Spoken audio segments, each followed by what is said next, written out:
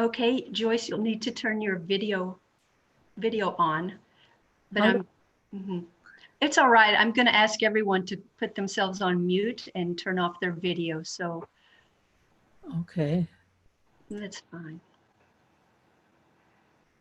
Okay, Joyce, you'll need to turn your video on, but it's all right.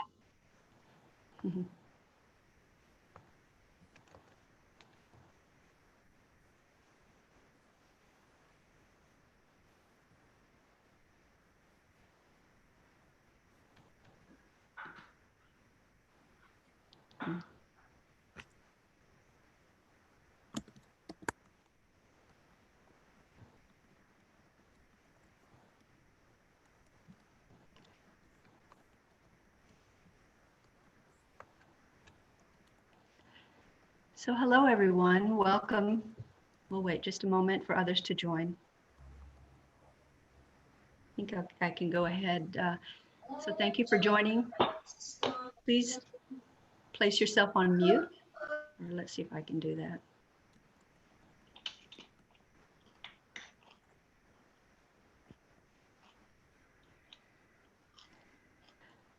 I'm going to mute everyone.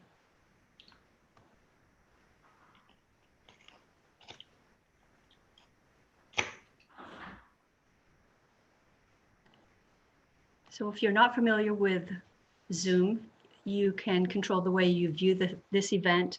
At the top right, you've got gallery or speaker view, and you can control that. I'll also be putting everyone on mute during the film. You can turn your video off if you wish, or you can leave your live video going. So in a moment, I'll introduce Craig Wandke. He'll be introducing the film and leading the Q&A afterwards. So this event is being simulcast on our YouTube channel. You can find the link in the chat area, and you're welcome to share that with anyone who did not pre-register. This is part of our Just Economy series for 2020-2021, and it's co-sponsored by the Peace Coalition of Monterey County. Joyce Vanderveer with the Peace Coalition publishes the weekly Peace Calendar, which is a listing of local events like this related to peace, nonviolence, social justice, democracy, and environmental sustainability. I've also put the link in the chat area. You can go there to find the online version, and also the link can take you to a place to subscribe. So now I'll introduce our discussion moderator, Craig Wandke. He's a lecturer, retired school administrator, former Peace Corps volunteer, a certified language interpreter, and a member of MPJC's board of directors. And I'll introduce myself, Catherine Crockett. I'm the board president of the Monterey Peace and Justice Center. So thank you, Craig.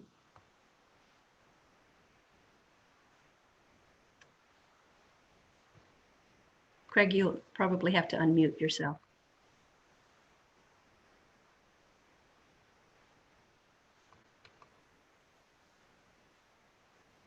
Okay, I'm not muted, so what's going on? Okay, you're live. Are we okay now? Yes. Okay. Am I okay now? Yes. Okay. Okay. Okay, so as Catherine said, this is part of our series on understanding economics. And this particular video, which I think I saw referenced some time ago on Democracy Now! By Amy, and it features very powerful thinkers who rarely appear in the main media, like Noam Chomsky and others. I won't go into all of them, but it's an extremely powerful video of how economics works today in a way that I don't think we normally don't hear this. And the four parts of it are, to use their words, a rapacious financial system, escalating organized violence, abject poverty, and exhaustion of the Earth's resources. and it goes on in this vein. The film was quite something. It's from 1911, and it was officially in films around the world, Sweden, in film festivals, Sweden, Canada, UK, Belgium, New Zealand, Warsaw, Chile, Italy, South Africa, Ireland, Moscow, and not least Texas. So anyway, and then it won the award in Galway and in Tehran. So it's had a very nice history. So I just wanted to say too that that we are not going to, this is going to be kind of a laid back film, and Catherine and I were thinking of maybe getting into a row at some point, you know, and pulling each other's hair or something. We're not together, but sort of like the recent event that we all saw, but it's going to be much calmer. So there are new terms, concepts, and understandings. And when we have our discussion at the end, what are some of those that you learned? And what from the film is most appropriate for understanding today's world? I mean, it's a completely powerful film, and there's things in it that are brought out that generally aren't discussed, or in my case, really understood. And then what have you experienced personally that's discussed in the film? And did you gain any insights? And maybe when this is over, we want to describe it in one sentence. But whatever, it'll be a very open discussion. And I'm sure we'll have all kinds of good commentaries on it, because it's a very worthwhile film. So with that, let us begin.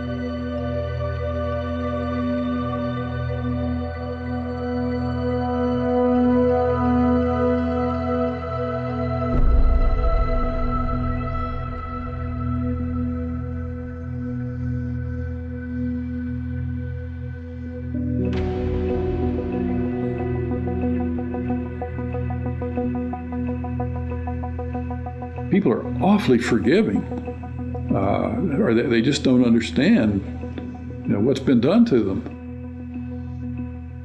We are at an epochal shift. We're at a point where the West could tip into complacent and quite well off redundancy, or we could play a decisive role in the future. What the banks did was reprehensible. That was why there was the outrage at the greed of the bankers when we gave them money that was supposed to help them lend to others, but they decided to use that money to pay themselves bonuses. For what? For record losses? We are governed by corporations today, often by corporations that don't have very much interest in the United States of America. I don't know what happened, man. What happened to the United States? It went so far in the ditch. You know what? At what moment did it all go bad? Was it disco? Was it Donna Summer? Is that what killed America?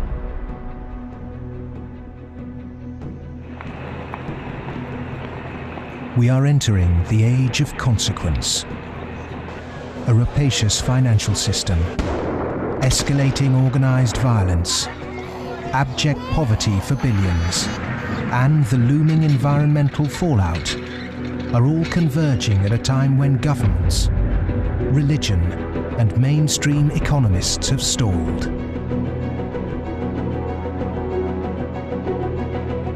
War, conquest, famine, and death. The four horsemen are coming.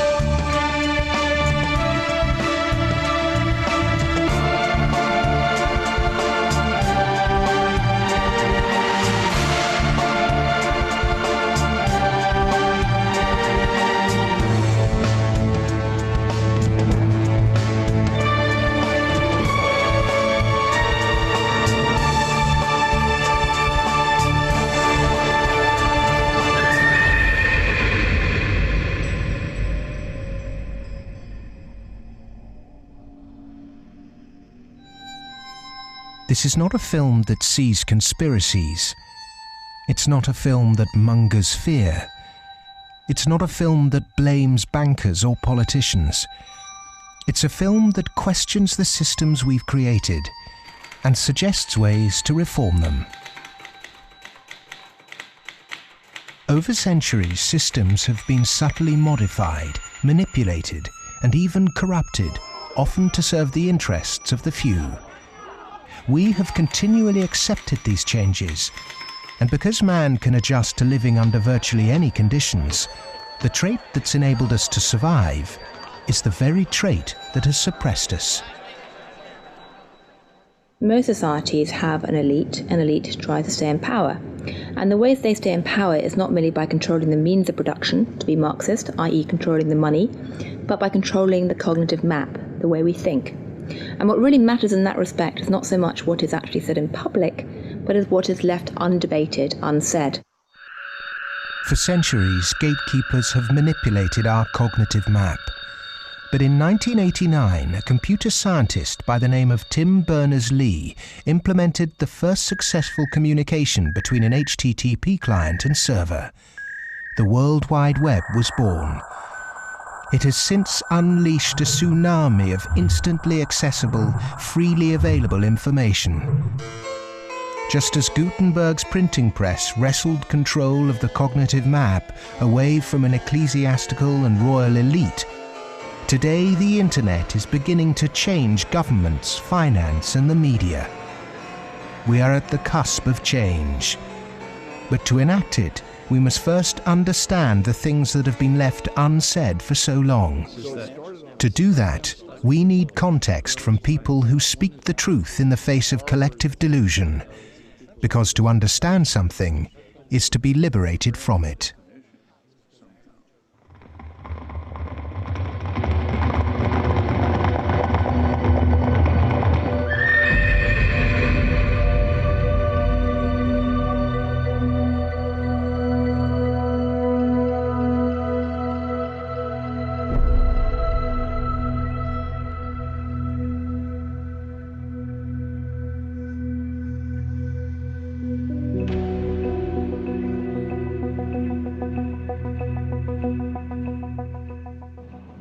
The end of World War II, we had 50% of the world's gross domestic product. We were making 54,000 airplanes a year, 7,000 ships, et cetera, and we were the new Rome.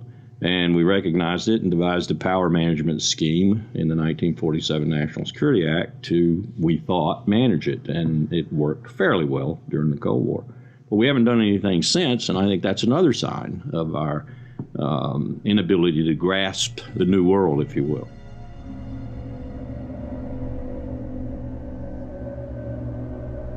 Empires do not begin or end on a certain date, but they do end, and the West has not yet come to terms with its fading supremacy.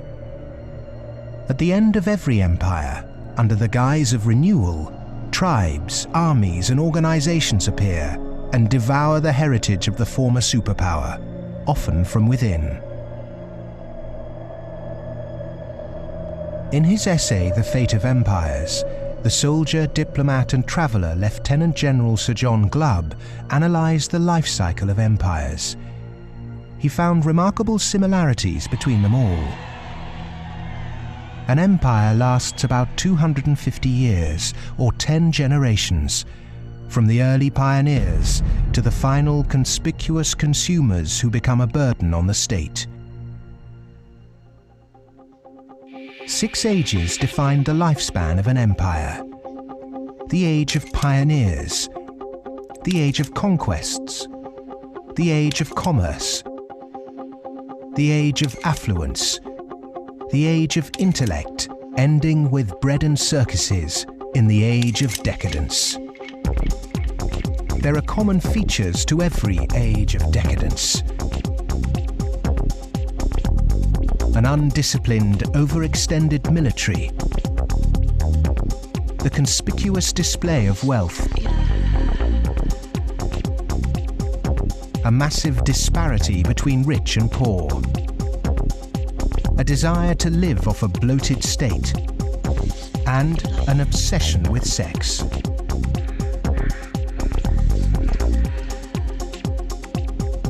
But perhaps the most notorious trait of all is the debasement of the currency.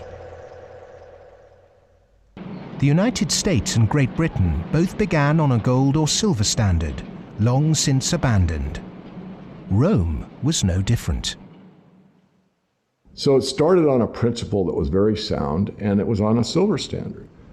But as it corrupted further and further and further, the Roman denarius got to the point where it was basically a copper coin, and they learned how to plate, and it was washed in silver, and in circulation the plating came off.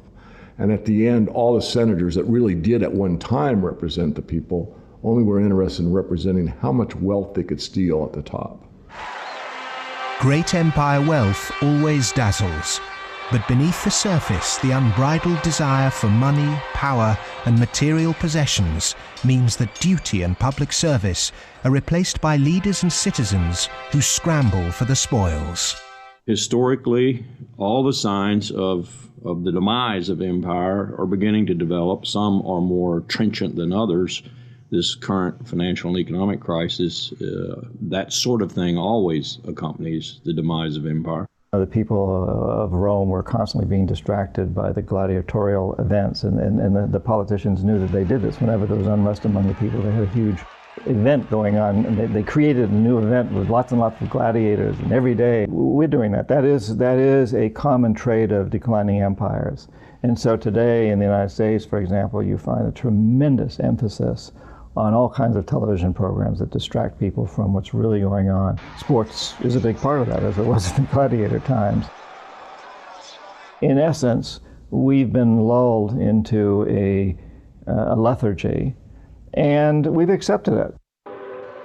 Just as our sports stars today earn vast sums, so did Roman charioteers. In the 2nd century, one by the name of Gaius Apuleius Diocles amassed a fortune of 35 million sesterces in prize money, equivalent to several $1 billion today.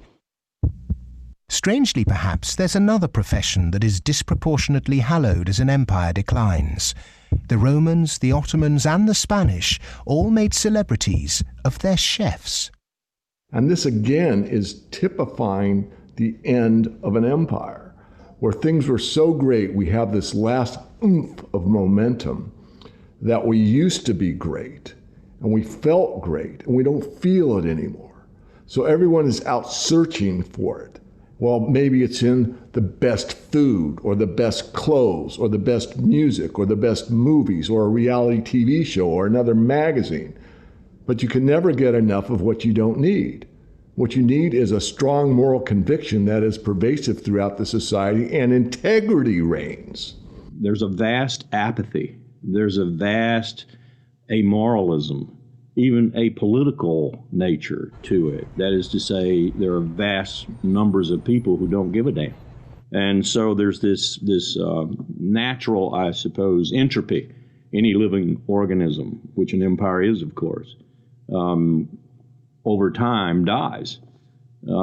Question is, how does it die? Does it die in a violent cascade of events, or does it die over a long period of time? The baby boomer generation were born into this age of decadence. Perhaps unwittingly, they've broken the unspoken intergenerational contract. Through unfettered consumerism, spiraling house prices, and a desire for eternal youth, the baby boomers have squandered future generations' inheritance. My generation, the generation right after my generation, I think we forgot that little phrase in the preamble to our Constitution, which says, and our posterity. All of a sudden it became us, period. The baby boom generation, which I'm a part of, has gone and done the biggest misallocation of capital in the history of mankind. We have had cheap oil, or cheap energy is a better way to phrase it. We've had an abundance of ideas, and we have chosen a system and perpetuated it that is probably one of the worst ways to use the blessings that were bestowed upon us. And we are going to pay a price for that. Human beings are inconsistent and paradoxical. We hope for peace and immortality, but continually invent new ways to destroy each other. We're capable of the kindest, most noble acts and the most horrific atrocities. Human beings are complex creatures. I mean, for example, we're capable right now, at this minute, of acting in such a way as to make it likely, if not certain, that our grandchildren are going to face terrible disasters. And we're consciously acting to accelerate that likelihood, even though we all love our grandchildren. How can you be more contradictory than that? In spite of all the economic activities of last 50, 60, 70 years since the Second World War and all the industrialization, we have not yet managed to solve the problem of poverty, deprivation, hunger, malnutrition. Millions of people every night go to bed without food, and millions of people are throwing away their food. Waste on the one hand, and poverty and deprivation and hunger on the other hand. Malnutrition on the one hand and obesity on the other hand. What kind of system have we created? Why, with such brilliant knowledge on the planet, are we still struggling to distribute wealth fairly? How has the human race developed a flawed system of government and economics that serves the few at the expense of the many? And with such poverty in an age of plenty, why have we not had the will to change such a vicious social structure? Greed is the fundamental kind of ingredients for the immoral economy. The problem is not that there is not enough in the world. People say that there's a poverty, we have to create more wealth. There is enough in the world for everybody's need, as Mahatma Gandhi said, but not for anybody's greed.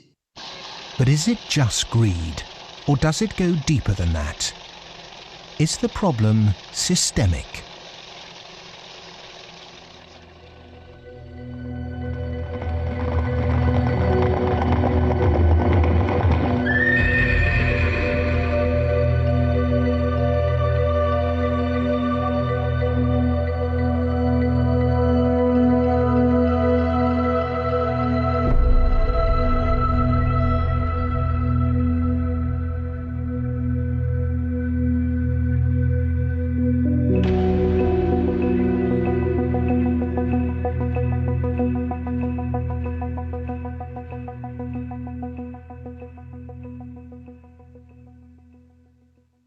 as a civilization, we've obviously had a great run.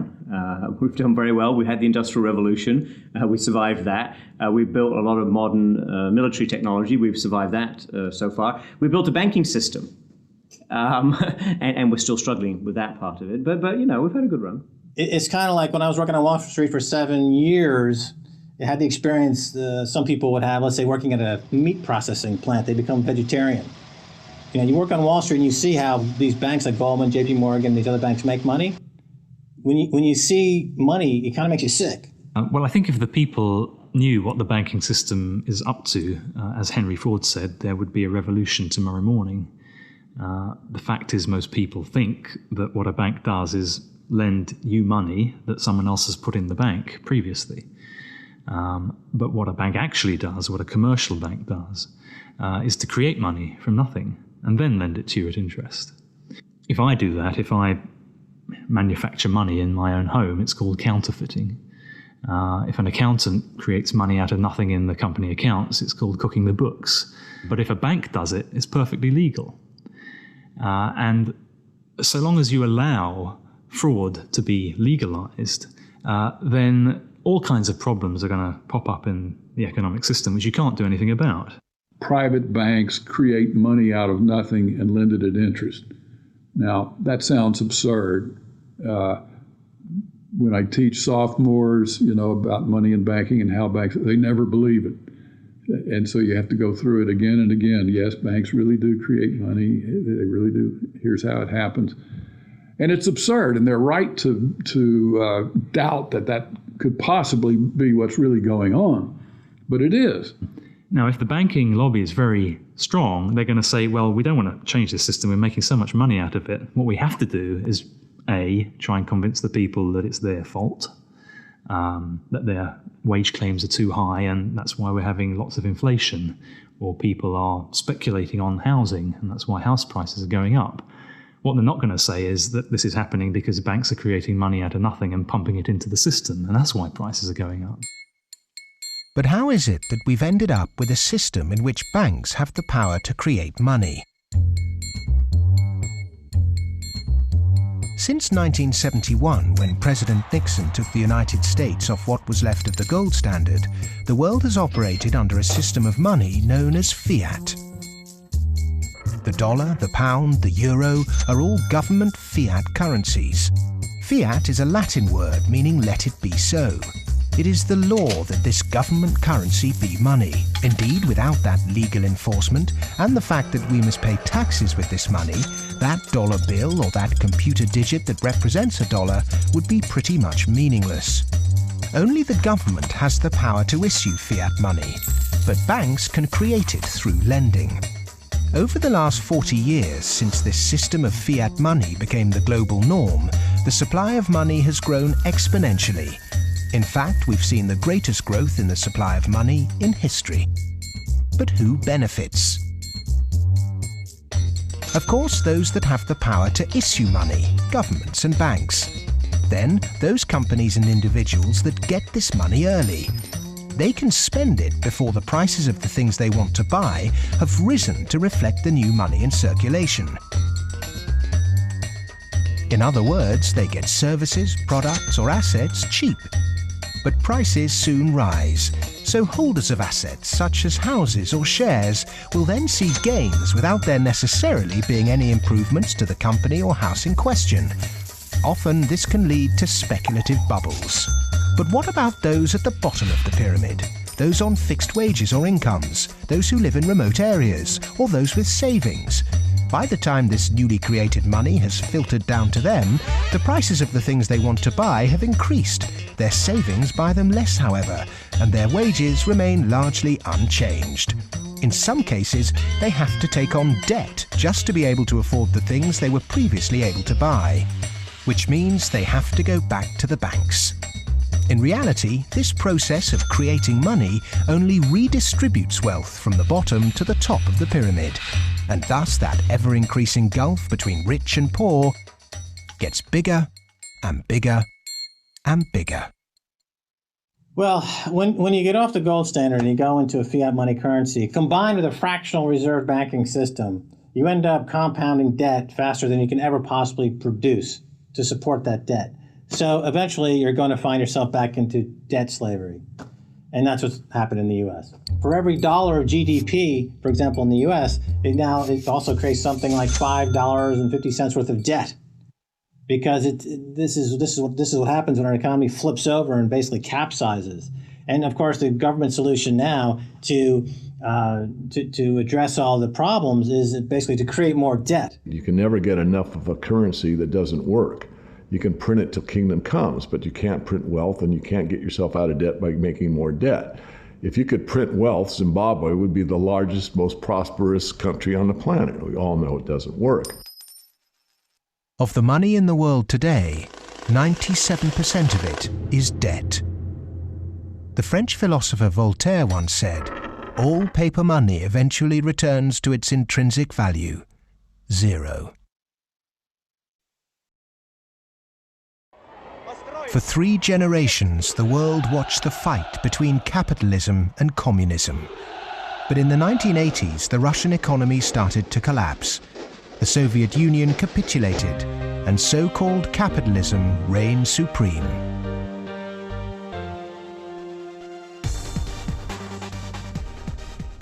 Before 1989, we had a battle between communism and the market.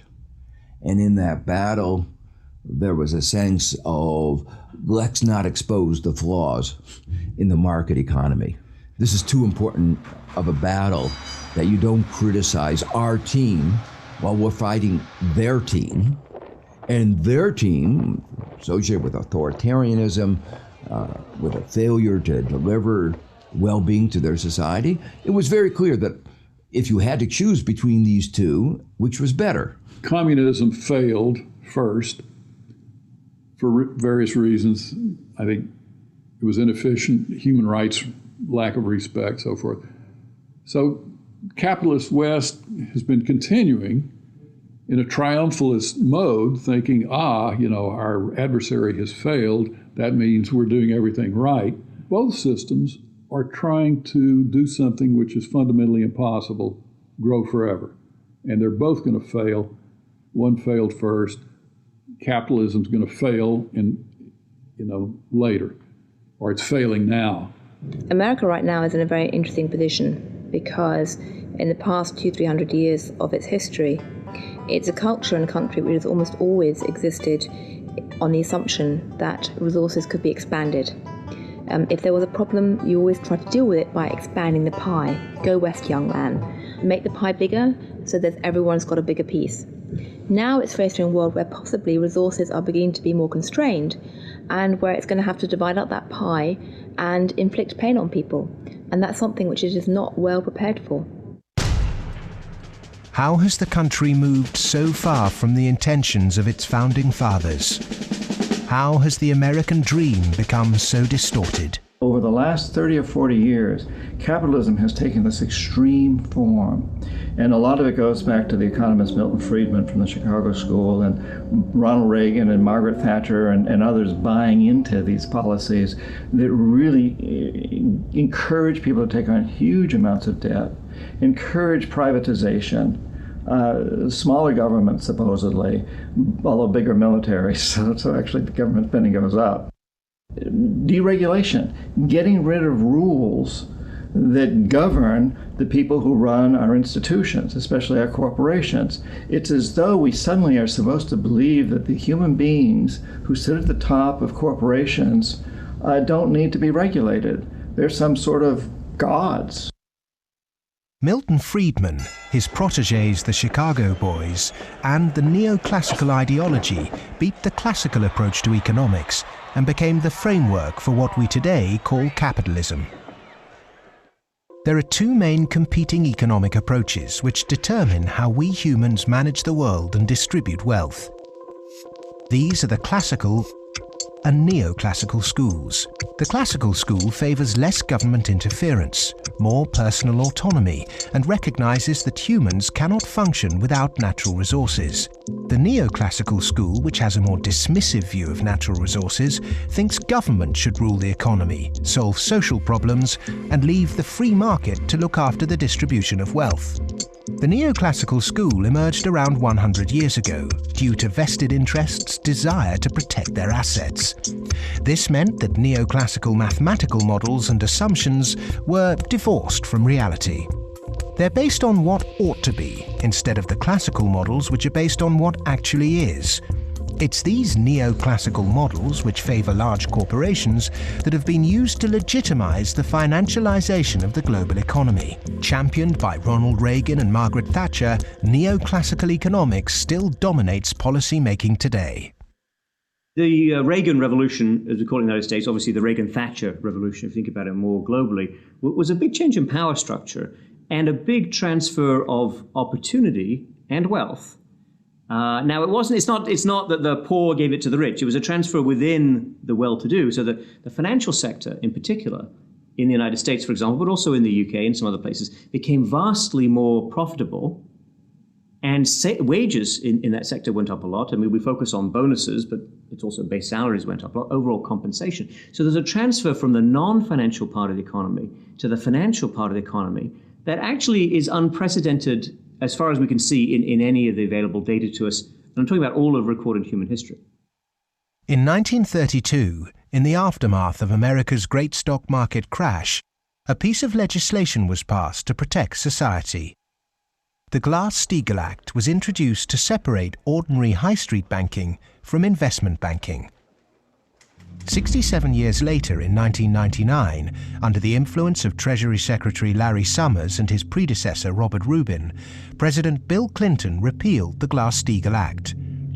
Once again, banks could take ordinary depositors' money and speculate with it on virtually anything they liked. Wall Street has become a very particular type of casino. And it's unfortunately not the kind of casino they have in Las Vegas, which is, perfectly legitimate form of entertainment. It is a casino that has massive negative repercussions on the rest of society. So it's not just losing your money on a few wild nights. It's about the way in which those organizations lose their money, impacting the whole of society, leading to a massive loss of jobs.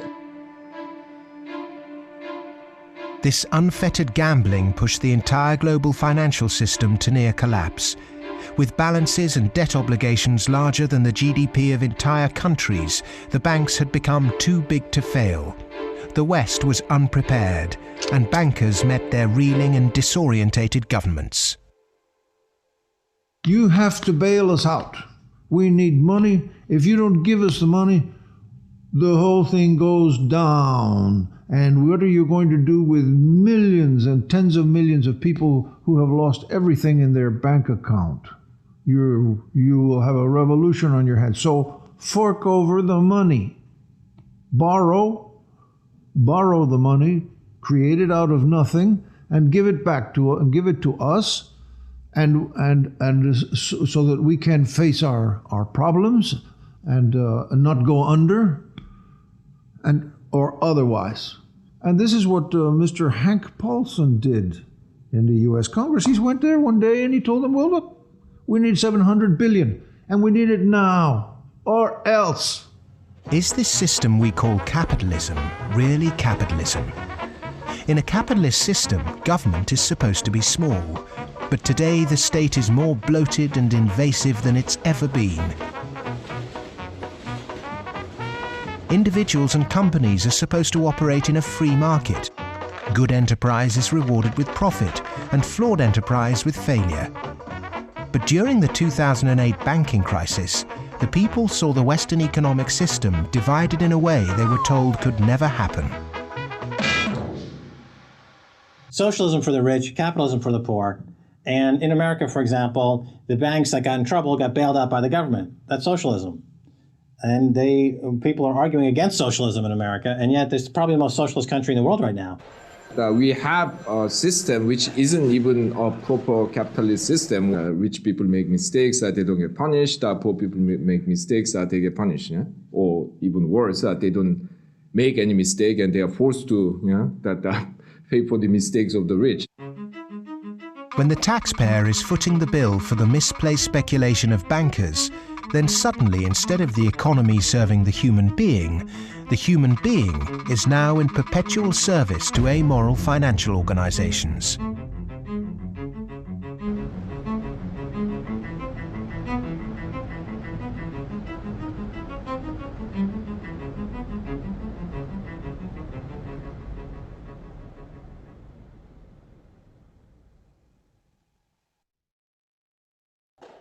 It was the head of the Federal Reserve Bank, Alan Greenspan, who after 9/11 slashed interest rates to encourage lending.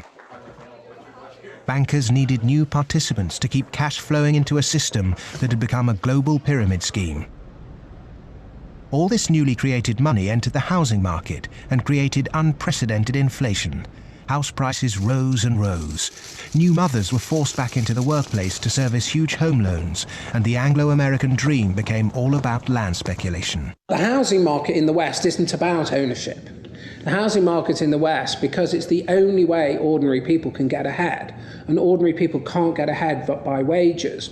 What we've created is a mass bubble economics around housing. As that sucks in a huge amount of capital, takes capital for genuine innovations in the economy, and puts it into a speculative use that has no genuine productive outcome. It's interesting, if you talk to people in Germany, for example, they don't see a connection between owning a piece of property and being inclined towards being democratic. There's lots of people who rent their housing there, and they're perfectly comfortable with that arrangement. But it is true that in somewhat different contexts, both Mr. Reagan and Mrs. Thatcher pushed for more people to own housing. And actually, this is part of the problem, because if you push people to buy housing before they're ready, and if you push very dubious loans on them, and they don't understand what they get themselves into, you can have huge adverse repercussions, exactly what led to, in part, the subprime housing crisis in the United States. That's not anything to do with democracy, that's just a bad economic idea. The breakthrough that occurred around the year 2000 in the United States was when bankers found out that the poor are honest. And they realized that if you're poor, if you're not rich, you have a different set of values. And you think that a debt is a debt, and it's something that has to be paid, and that people will try to pay the debts that they're stuck with, even if the debts are not valid, even if the debts are much more than they expected, even if they really can't pay the debts. The lending and banking institutions, when they drew up contracts with interest rates, with flexible interest rates, I think they knew in the beginning that these problems were going to come back later on, where folks weren't going to be able to afford the mortgages as the interest rates increased. It put a lot of people in situations where they were taking food out of refrigerators, taking kids out of higher education. They're not able to afford college anymore.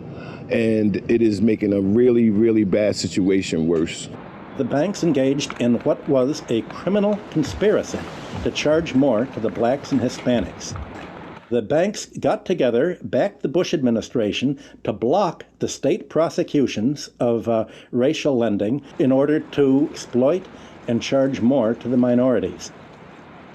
These are loans which were made by one of the major lenders in the city and in this country, Wells Fargo, in which Wells Fargo targeted minority communities in the city, put borrowers into loans that they could not afford, put borrowers into loans that were of the subprime variety, therefore more expensive and less advantageous to the borrowers. Hiding predatory lending practices in the small print of complex financial products was only ever going to enrich one set of interests. Many of the communities in which African Americans live in the city were establishing momentum. There was development activity that was occurring. We were seeing signs of vitality in many of these communities, and the results of the Wells Fargo foreclosures and the subprime lending practices of that lender and others has significantly impaired that progress and brought it to a halt. They're not worrying about, they don't come in the heart of it. Like you in the heart of it, so you see, they don't really see the struggle if they don't come in the heart of it. They see the outside of it. That's like looking at the cover of a book and seeing the outside of a book, but if you don't go inside the book, then you'll never know what the book about. So they're not worrying about nobody else but themselves. And I think it's wrong, because if they come in the heart of it and they see it, they'll be willing to help. What happened in Baltimore is just one example of what is happening all around the world. One way to frame this injustice is by branding it a race issue. But when we look really closely, we can see that there is something at play here that transcends race: profit. Not an accident, for instance, that we had the deregulation in our financial industry that was such a disaster. The lobbyists of the finance industry amount to 5 per congressperson. In other words, they pay 5 people for every congressman to explain to them, persuade them, that they should pass legislation that is favorable to the financial industry. The poor people who are devastated don't have the money. They couldn't hire 5 per congressman. So the way our democracy works, it's an unlevel playing field. The financial sector has acquired enormous power, partly through political contributions, so buying favors, but mostly through ideological control, convincing people that finance is good, more finance is better, and unregulated finance without limit is best.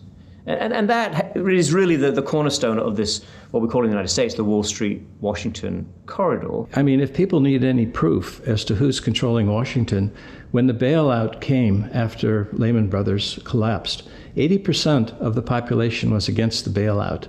Notwithstanding that, the Congress passed the bailout, just showing, in my view anyway, that it's really under the control of banking interests. It's not a reflection of good democracy when a company, a group of companies, an industry, says our interests are more important than the national interest.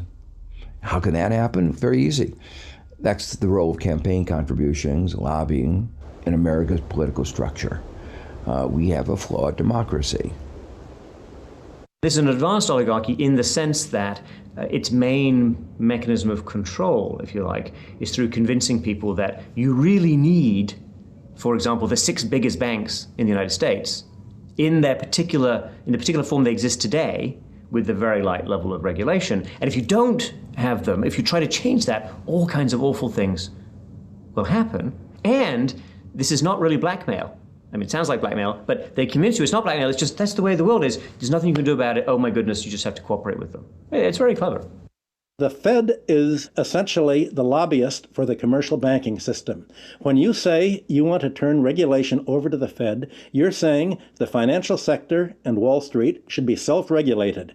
And the Wall Street has veto power over whoever is going to be the head of the Federal Reserve. As long as you give veto power over the regulators to Wall Street, as long as you pick the bank regulators from the banking industry itself, you can forget any thought of calling it regulation. It's deregulation, and to call it regulation instead of deregulation is using Orwellian doublethink. Democracy is government by the people. Plutocracy is government by the rich. In a typical plutocratic state, economic inequality is high, social mobility low, and because of continuous exploitation of the masses, workers find it nearly impossible to climb out of poverty. The equal voting rights movement in the early 20th century abolished a system where rich people had more votes than poor people. But today, lobbying has put pay to that and reduced the American political system to a mere clearinghouse for the concerns of the rich.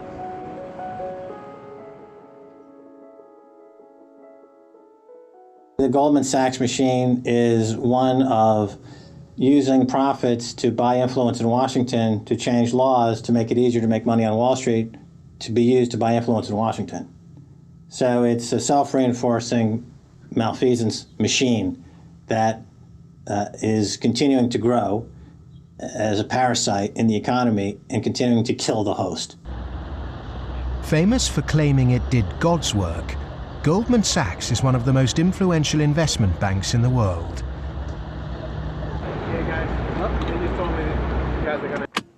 Its alumni often occupy positions of great influence in governments and central banks. In September 2008, barely a month before the stock market crash, Goldman, supposedly a pillar of the free market, changed its banking status from investment to commercial. This meant it was now eligible for state protection. Socialism for the rich right there. Goldman Sachs are extremely efficient at what they do. Their task is to make money. They make bank robbers like Willie Sutton look like modest amateurs. They're huge bank robbers, but it's legal. The system is set up so that they can do it. In the recent years, they've been selling securities put together from mortgages that they knew were worthless. So they're selling these things to unwitting consumers, making a ton of money on it. Meanwhile, they're betting that they're going to fail because they know that what they're peddling is rotten. So they placed bets with it's called credit default swaps and other things with a huge insurance company, AIG, and that was insuring Goldman Sachs against the failure of the stuff they're peddling. During America's subprime collapse, Goldman traders Michael Swenson and Josh Birnbaum made a $4 billion profit by short-selling junk mortgages. Backed by Dan Sparks, internally Goldman Sachs called their position the Big Short and bet against their own clients. Senator Carl Levin called Goldman Sachs chief executive Lloyd Blankfein to a Senate subcommittee to testify under oath. Much has been said about the supposedly massive short Goldman Sachs had on the U.S. housing market. The fact is, we were not consistently or significantly net short the market in residential mortgage-related products in 2007 and 2008. We didn't have a massive short against the housing market, and we certainly did not bet against our clients. Riding the Big Short in 2007 made billions of dollars for Goldman. And so far, they've got away scot-free with this massive heist. So they're now back bigger than before, richer than before, biggest profits they've had in history, huge bonuses. They're doing great. A lot of what they're doing has, in fact, probably maybe all of it has almost nothing to do with the benefit of the economy. Can there be any objection to genuinely talented people earning big money if they bring something new and tangible to the world? If they take great personal risks with their own money and actually bring greater prosperity for all? In a free market, if I have a brilliant idea that I can run an automobile on grass clippings, as an example, and I produce that car, my motivation might be to make money. But if the market says, my goodness, this is the greatest automobile ever invented by mankind, and I make $1 billion, I've not only served myself, but I have served everyone else that needs transportation. And that is the brilliance of a free market, is that paradox that you can serve yourself and simultaneously serve others. And that's what it's all about. But how many of the general public have achieved greater prosperity through a banker's bonus? It was against the holy backdrop of St. Paul's Cathedral in London that Goldman Sachs Vice Chairman and mouthpiece Lord Griffiths gave insight into how certain bankers really think. The devoted Christian defended extortionate bonuses. I'm not a person of despair, I'm a person of hope. And I think that we have to tolerate the inequality as a way to achieving greater prosperity and opportunity for all. The fundamental Christian view, and I would say of Islam as well, and certainly of Judaism, is that wealth is to be shared. Money has to be shared. You can't take it with you. And from that develops a whole lot of stuff about justice and the economy and so on. And we've lost that, and instead we've got people accumulating more and more. And I just think it's disgusting that people have lost their homes, they lost their jobs, they can't pay their mortgages from bankers who made a big mistake and then paid enormous bonuses. I'm sorry, that is simply wrong. And I can't understand why we are not more vociferous about that. When rich people tell you that they specifically have to be rich through these egregious rip-off mechanisms, that's just self-serving propaganda and it should be disregarded. It is true that when you organize human society, some people get ahead and some people struggle. That's a natural mechanism. But saying, we've got to have inequality, therefore Goldman Sachs must be organized along the following lines, that's a complete non sequitur. at what juncture, at what point does morality enter into the economic calculus? In a way, many people think that Adam Smith gave us a free pass, a way not to think about morality. Because what Adam Smith said was that individuals in the pursuit of their self-interest are led as if by an invisible hand to the general well-being of society. Now let me make it clear, Adam Smith didn't really say that. That is to say, Adam Smith was very much aware that businesses, when they got together, conspired against the public interest, raised prices. He was aware of monopoly. He was aware of the importance of education that the private sector couldn't provide. So he himself was aware of all the limitations, but his latter-day descendants have forgotten all those caveats. Adam Smith was the godfather of classical economics. But since its publication, his work has been used as a political football, financiers twisting his words to suit them. Lord Griffiths advocates ruthless individualism to push this idea that if bankers get rich, then we get rich too, through a process known as trickle-down economics, or horse and sparrow theory. If you feed the horse enough oats, some will pass through to the road for the sparrows. The idea is that extreme wealth concentrated on a small minority will eventually trickle down to everyone else. But it doesn't work. Because by the time the money reaches the people at the bottom of our money pyramid, it's lost its purchasing power.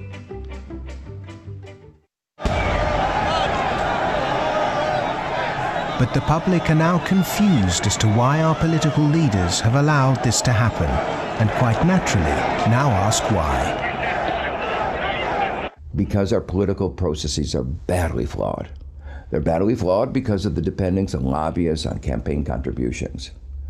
So that's why, my view, and a view I think of a lot of people, is that we have to restructure our political processes to give more voice to the ordinary citizen and less voice to the interest group, to the moneyed groups, to those who have taken such a large role in shaping our tax code, our regulatory regulations, and so forth.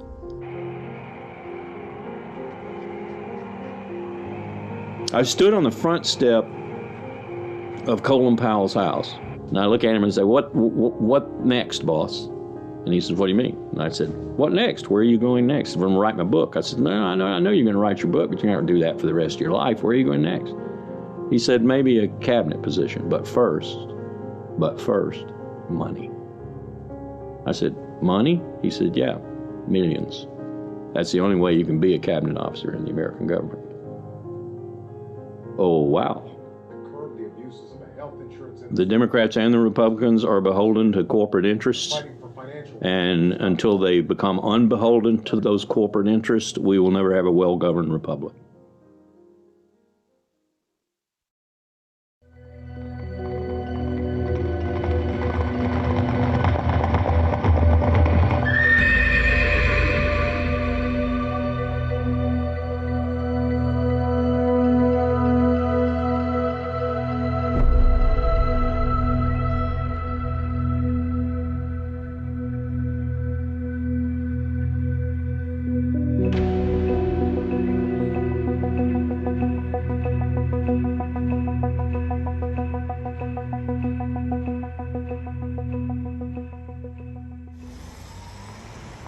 The inherent iniquity in our system of money, banking and politics has not just had consequences domestically, but also on a massive scale globally.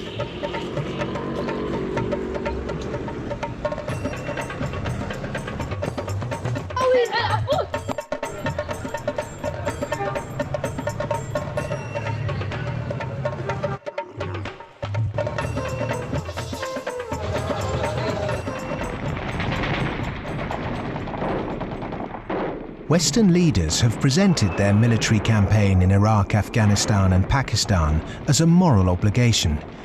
But are there other reasons for it?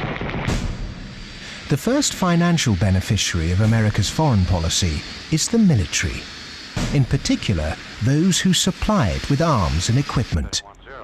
The military has won wars, but how successful has it been in its bigger aim to eradicate terrorism?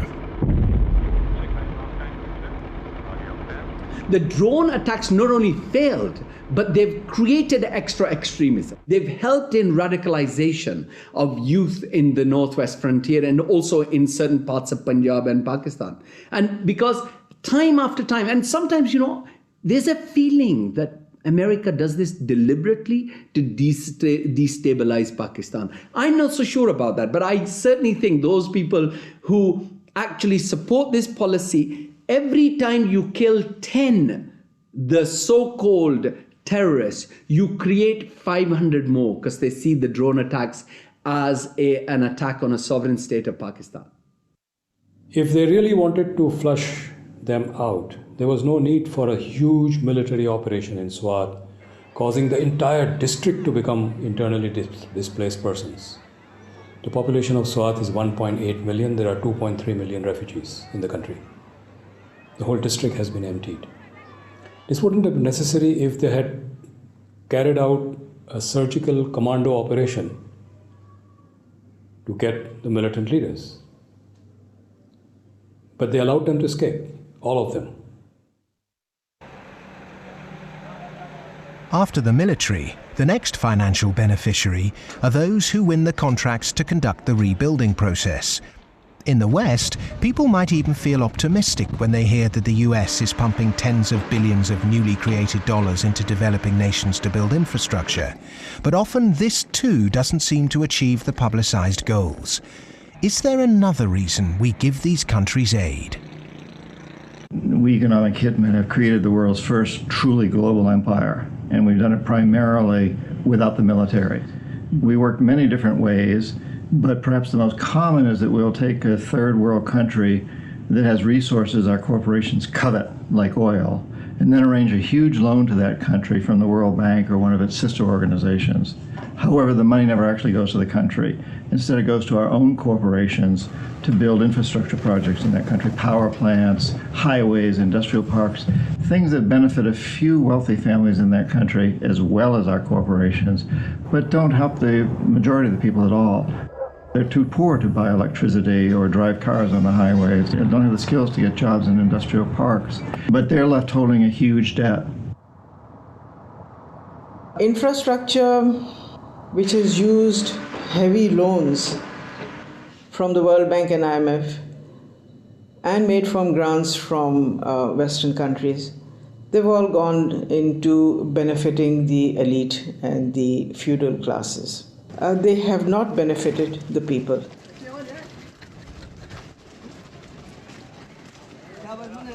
A lot of money goes to these consultants and companies from the West who charge huge amounts of money, and actually the real money on projects and on ordinary people is very limited. The masses have very little already. So those landlords who have the infrastructure and who are going to make money because of the infrastructure that is built through their roads, they will prosper. But the ones who don't have any resources, they've not had jobs, there isn't an economic activity for them in terms of manufacturing goods so they can sell and they can also prosper. When you don't have that, what do? They resort to joining the Taliban because they see the enemy coming in and taking away what little bit they have. President Obama, I understand, wants to invest $7.5 billion in Pakistan's infrastructure to alleviate poverty and, take away all the divisions and all the anti-American sentiment over here. Whatever his reasons are, we can do without it. In fact, it's the worst possible thing he can do. This kind of help is actually going to be a hindrance. It's just going to make matters worse. It will bring this contrived war and terror into our rural areas. How much of US foreign policy is genuinely altruistic? And how much is it influenced by the banks and corporations that profit so tremendously from it? America's evangelism of democracy is riddled with contradictions, not least of which this idea of promoting democracy at the point of a gun, or opposing regimes which are democratic but not in the way that America wants. So too, this idea that America's been promoting free market capitalism has also been riddled with contradictions, because the reality is that American firms tend to make most money when countries are at the cusp of change, certainly American financial firms. And in a sense, they want markets that are changing structurally, but not too free and too transparent, because they make money when markets are a bit opaque. Is it any wonder developed nations are fighting in underdeveloped countries when so many are making so much money out of it, without ever really having to face up to or even witness the consequences of their actions? So what if 5 million kids died in Africa because of debt last year? I got a bonus of £1 million, and if I have that conversation, I've had it with some bankers who've been in the business a long time, and they listen politely. They're very polite, very charming, and at the end they say, "Well, Tariq, it's lovely meeting you again," and they go back to the office and do another loan deal for Tanzania or something. I've known a lot of terrorists, quote unquote. I've met them, I've interviewed them for books, I've known them since I was an economic hip, and I've never met one who wanted to be a terrorist. They all want to be with their families back on the farm. They're driven to terrorism because they've lost the farm. It's been inundated with water from a hydroelectric project or with oil from oil derricks. Their farm's been destroyed. They can't make a living for their kids. Or in the case of the Somali pirates, their fishing waters have been destroyed. And that's why they've turned to this. It isn't because they want to be pirates or terrorists. Now, there may be a few crazy people. There are a few crazy people with their nuts loose. There'll always be serial killers. There'll always be crazy people. Maybe Osama bin Laden's one of them. But they do not get a following unless there's a terrible injustice going on. And people are starving and they're deprived. And then they will follow these crazy people because they seem to offer an alternative. If we want to do away with terrorism, if we want to have what we in the United States call homeland security, we've got to recognize that the whole planet is our homeland. What does the word terrorist actually mean? Many terrorists would sooner describe themselves as freedom fighters. Could it be that the charge of terrorism could just as easily be made against Western corporations, speculators, and policymakers? When we talk about terrorism, it means what they do to us, not what we do to them. And what they do to us can be pretty ugly, although it's not even a fraction of what we do to them. I mean, take, say, 9/11. That was a pretty serious act of terrorism, maybe the worst single act of terrorism in history. But it could have been worse. I mean, suppose, for example, that Al-Qaeda had bombed Washington, bombed the White House. It killed the president, installed a harsh military dictatorship, brought in a bunch of economists who drove the economy into its worst disaster in history. Well, that would have been worse than 9/11. And I'm not making it up. It happened. What's called the first 9/11 in South America, namely in Chile. On the 11th of September 1973, the democratically elected Chilean president Salvador Allende was overthrown in a coup. A dictatorship under Augusto Pinochet was established that ruled Chile until 1990. There was the systematic suppression of all political dissidents.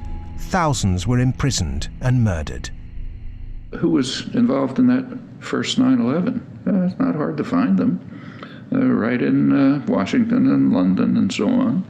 But that's off the agenda. It doesn't count. There's a principle of ideology that we must never look at our own crimes. We should, on the other hand, exult in the crimes of others and in our own nobility in opposing them. The root causes of so-called terrorism will not be solved by increasing economic inequality. If governments really are serious about combating terrorism, then they must start with real structural reform back home.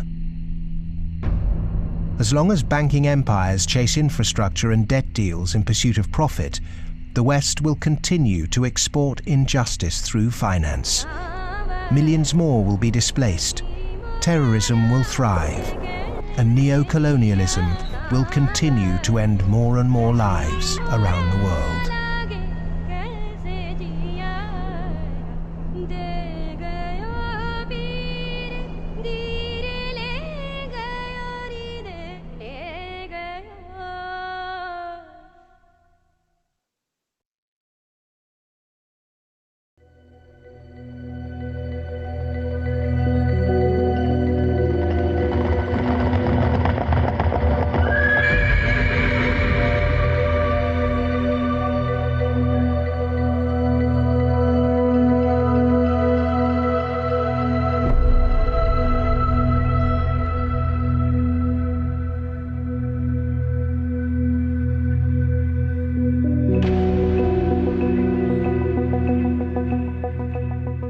What's happened is that we have moved from a relatively empty world to a relatively full world. That is, empty of us and all of our stuff to now full of us and all of our stuff. In my lifetime, the world population has tripled. And the populations of other things, of cars, houses, boats, all these other things that put a load on the environment too, just like human bodies, those have vastly more than tripled. So the world is very, very full of what we might call man-made capital. And it's becoming more and more empty of what used to be there, what we might call natural capital. We are the first generation, we in the rich developed world are the first generation to have got to the end of the real benefits of economic growth. For hundreds of years, the best way of raising the real quality of human life has been to raise material living standards. And that's what's driven the huge rises in life expectancy and increases in happiness and other measures of well-being. But all those have now come detached from economic growth. And although life expectancy continues to rise in the rich world, it's no longer related to the amount of economic growth a country has at all. And the same is true of measures of happiness and measures of well-being. The paradox is the more we grow, the more poverty we create. Our self-interested economic system seems to be continually missing a trick. So as we keep plundering the Earth's natural capital, is it time to rethink our Western definition of progress? When I look at the world, I look at it much the way Royal Dutch Shell looks at it. They have one of the best strategic entities in the world, private or public. And Royal Dutch Shell has posited two scenarios. One is called Blueprint and is obviously a planned corporate structure where world leaders get together and they think about things like energy transformation, planetary warming, and dwindling fossil fuels and so forth. The other is called Scramble. And Scramble is pretty much what it sounds like too. It's a mess. Interestingly enough, in 2075, the ending year for these scenarios, as I recall, we get to about the same place. It's just that Blueprint leaves a lot less blood on the floor. Scramble leaves a lot of blood on the floor as people fight for these resources and so forth. The reason oil companies are drilling miles under the sea is that the world's easily accessible oil has already been found and largely consumed. Not only are oil supplies dwindling, major new metals discoveries are becoming increasingly rare. 40% of the world's agricultural land is seriously degraded, and ever more volatile yields continue to be unevenly distributed. It may be that the looming environmental threat is not global warming, but the exhaustion of the world's resources. We're going to have struggles for finding land sufficient to grow the agricultural products for what the United Nations says is going to be a 9 billion Earth population. We're going to struggle over non-renewable fossil fuels as they run out. I think Shell posits about 2075 they'll be gone. And we're going to struggle over things like water and other precious resources that are necessary to our life and to our economy. And this could be, as Shell says, a blueprint affair with world leaders working together to share and share alike, or it could be a real mess, and Shell incidentally bets on the mess. Just like the baby boomers' failure to look to the next generation, our outdated competitive mentality for a world of depleted resources could have devastating consequences. Our economic setup encourages one-upmanship, competition and comparison, whereas the progress humans have made over millennia has been largely based on cooperation. In any species, in almost any animal, there is always the potential for huge conflict, because with any species, all members of that species have the same needs, so they might fight each other for food and shelter and nest sites and territory and sexual partners, all that kind of thing. But human beings have always had the other possibility.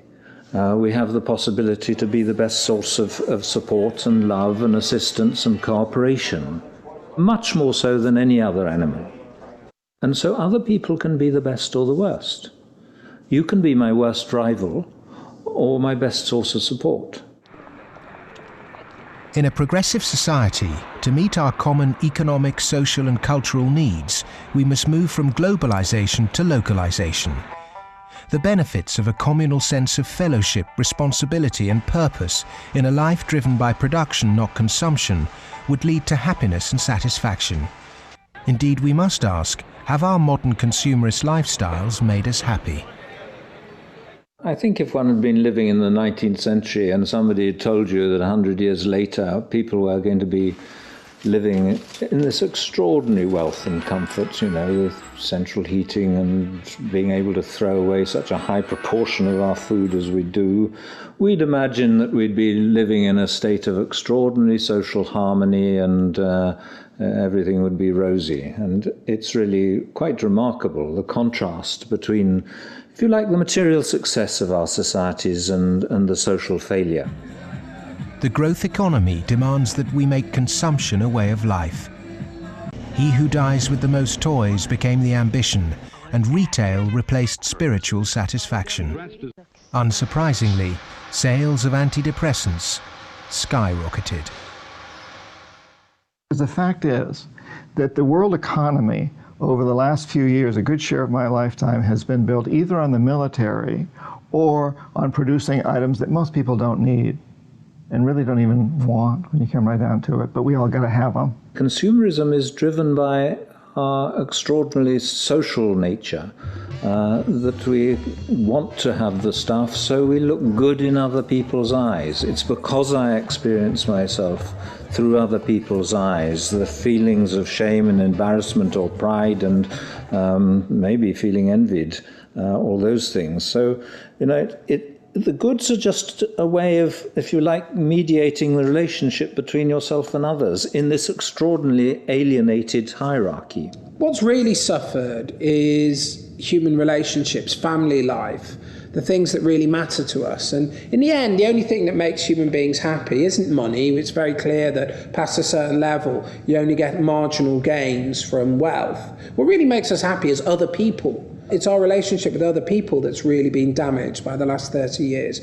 We trust them less, we have less interaction with them, we bond less than ever before, we marry less and marriages are under more threat than ever before.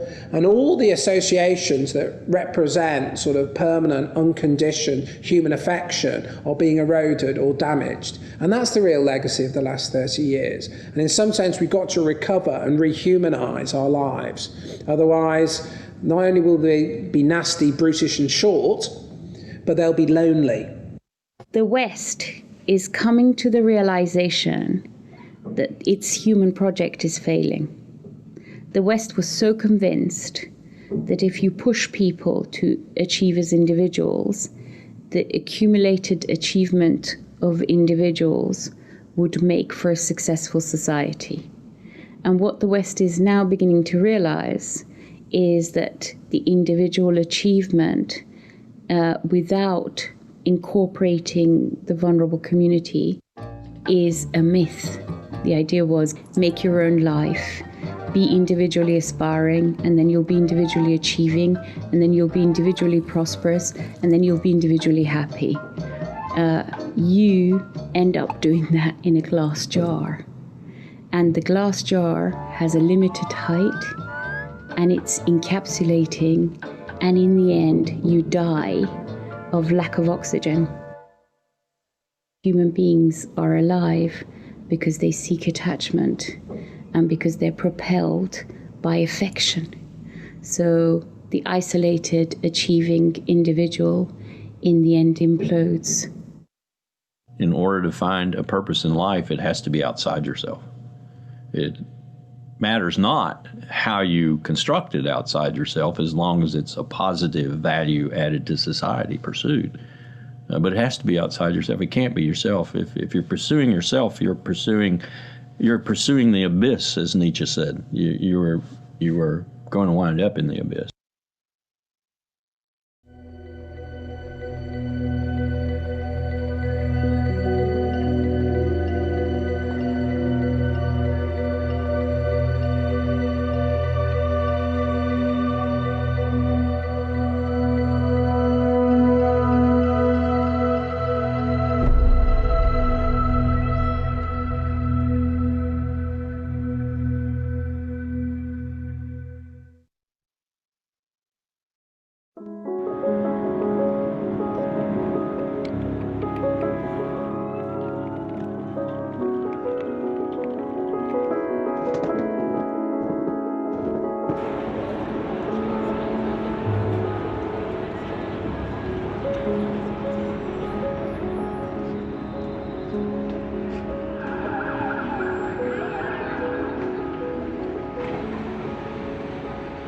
One of the most powerful cultural frameworks that shapes the way we think today in the West is the Hollywood film construction. And it follows a particular cultural pattern in that there is a beginning, there is a middle and an end, there is drama, tension, there's resolution, there's usually a goodie and a baddie, and there's usually a story told through the medium of human beings.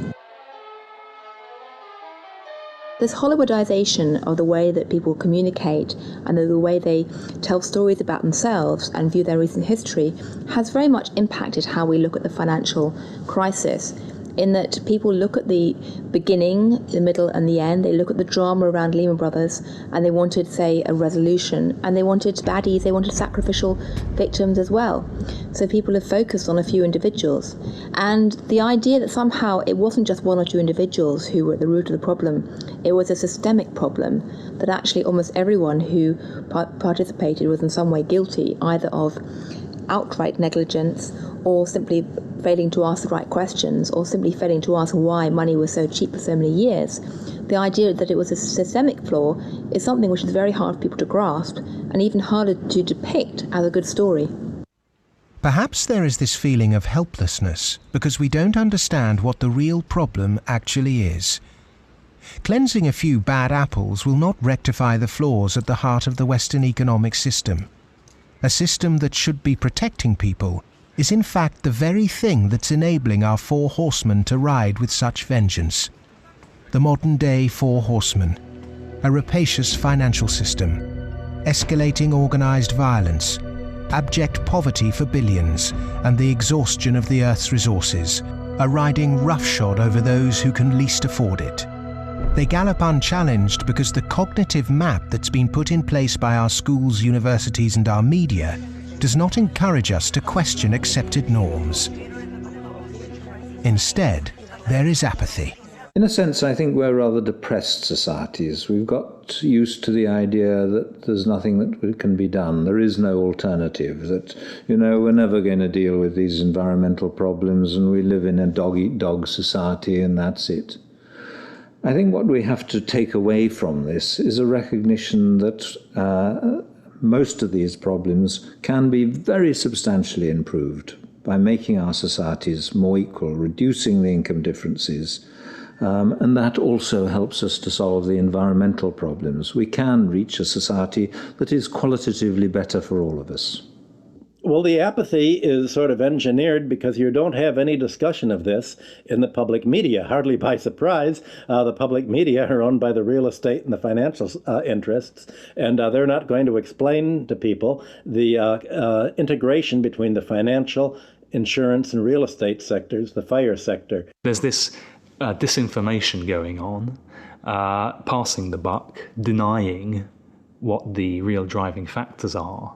All of these are common strategies. In fact, even in education, you can see that banks have helped to set up universities. They've funded them.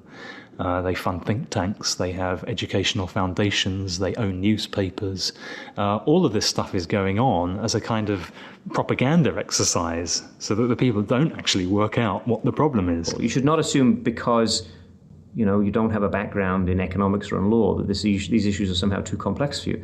They're not complex at all. It's very simple. It's about power, and it's about democracy, and you understand that just as well as I do. One source of this disinformation is the neoclassical school of economics. These economists and academics have been successful in convincing the world that their models were gospel. But just as Gutenberg's printing press was revolutionary in the 16th century, today we're at the dawn of internet enlightenment, which will remove the cloud of ignorance upheld by academic and media gatekeepers. Education can be a form of mass mind control, and it's astonishing that today neoclassical economics continues to be taught in all Ivy League universities. I do get letters from students in economics departments at other universities. They're into some graduate program or something, and they say, I just read such and such that you wrote, and this is the kind of thing that interests me. I'm stuck in this program here in which, I can't even talk about any of that. What's your advice? What should I do? What they're teaching you is what you're going to have to oppose. A lot of it. Some of it's useful. But so some of it's useful, go ahead and learn it. And the other reason for learning the rest of it is know your enemy. An individual might not be able to change the system, but they can change themselves. If we're not offered proper education, we must begin our own. And a good place to start is to become reacquainted with the classical economists, and with something that so few question, but that affects us all, our system of money.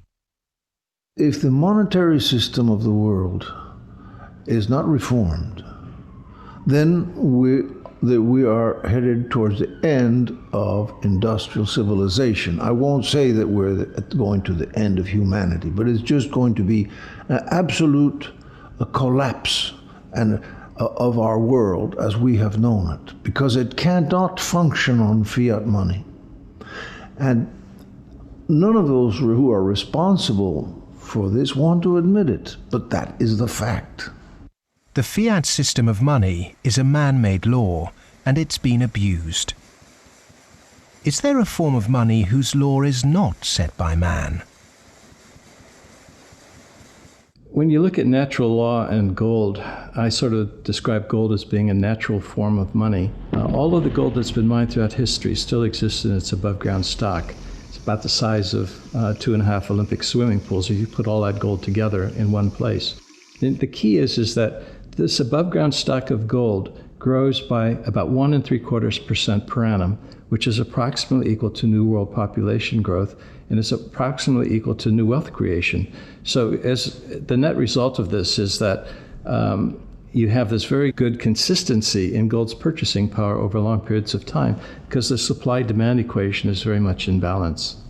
To achieve human liberty, you really need to have sound money, and gold is the only way to do that, because only gold is outside of the control of politicians.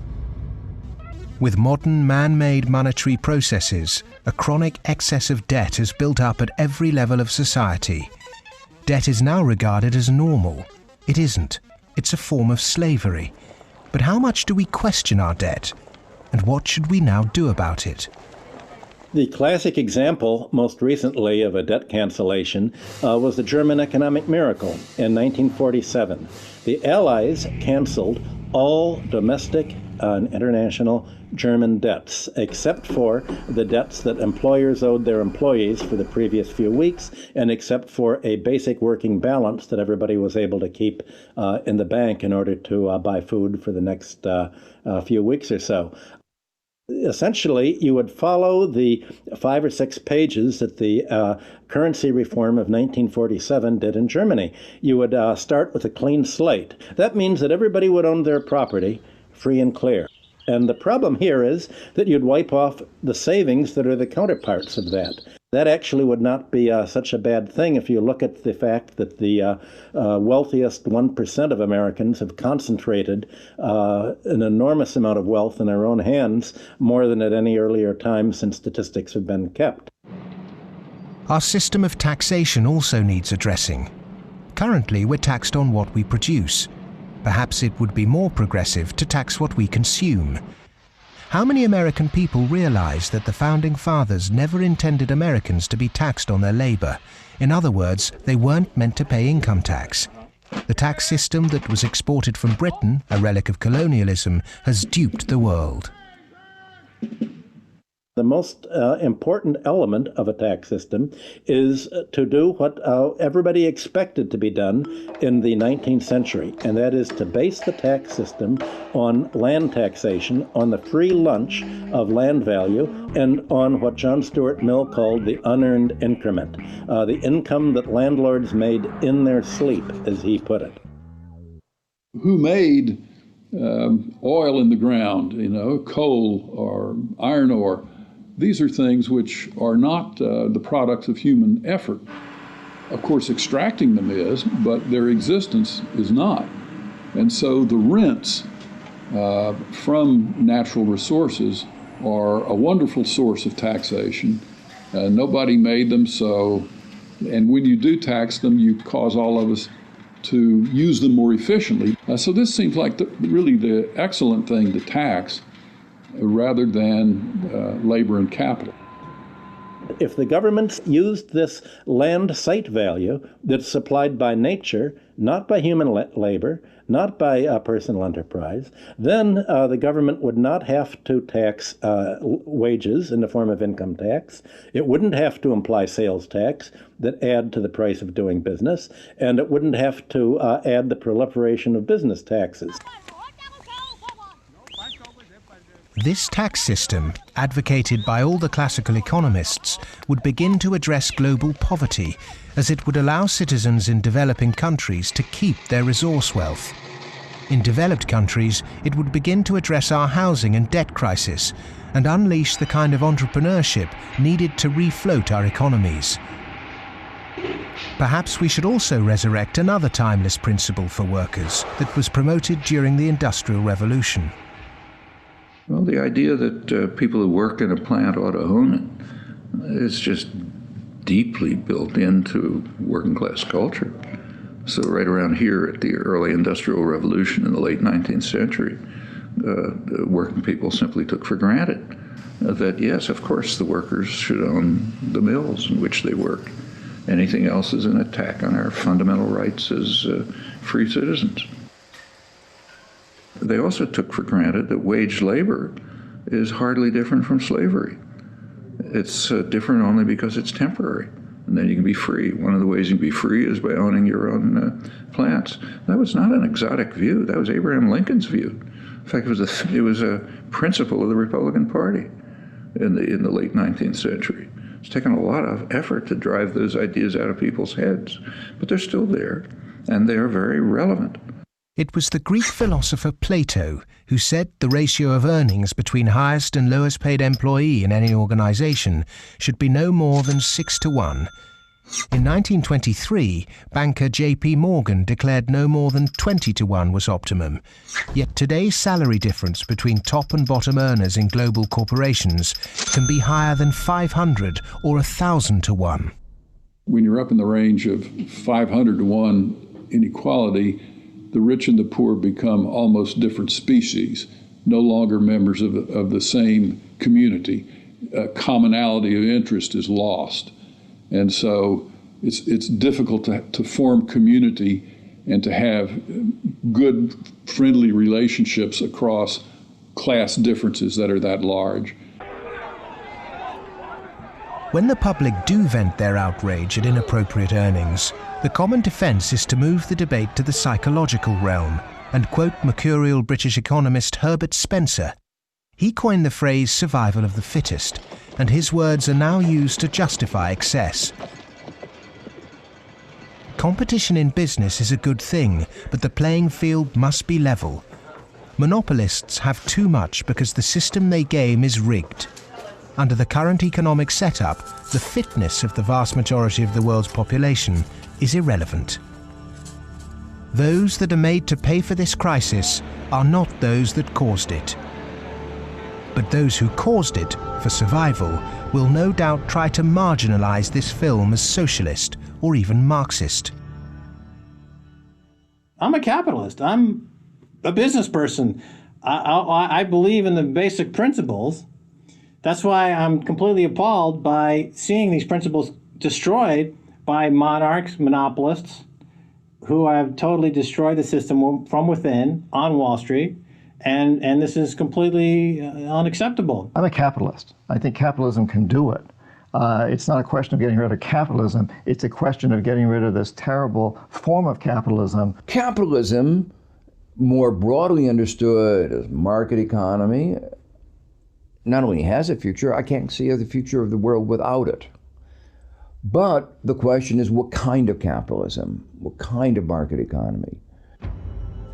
A system of reformed capitalism built on independent money, a tax system based on consumption, not income, and employee-owned businesses would begin to build an economy that's not dependent on constant growth to service its debt. We've endured the so-called free market for centuries, but far from being free, it's led us to destroy nature and each other in a vain attempt to progress.